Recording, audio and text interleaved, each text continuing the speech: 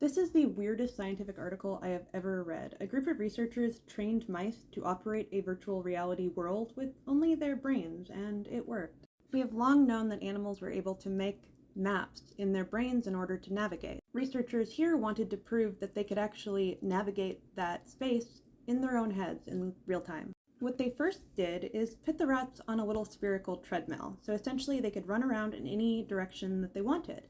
And they had a virtual game space that they could go around and interact with.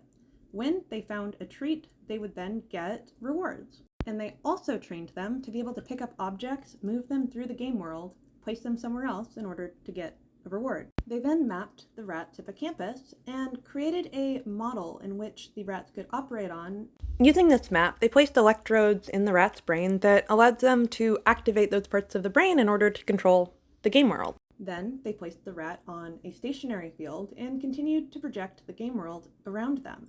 In order to perform the tasks to get treats, they would have had to move in the game space using only their brains, and they could. They could also teleport using their brains in the game world. They knew where they wanted to go, got themselves there, grabbed an object, and went back with it for the treat. This tells us a few different things. First, animals, just like us, can navigate a three-dimensional world in their heads. I think this could also make video games very interesting, and training modules, things like that. Perhaps it could also help us have a more immersive view when we're talking about things like space travel. Maybe we could walk around those maps of places like Mars without actually needing to be there. I don't know. How do you think this could be applied?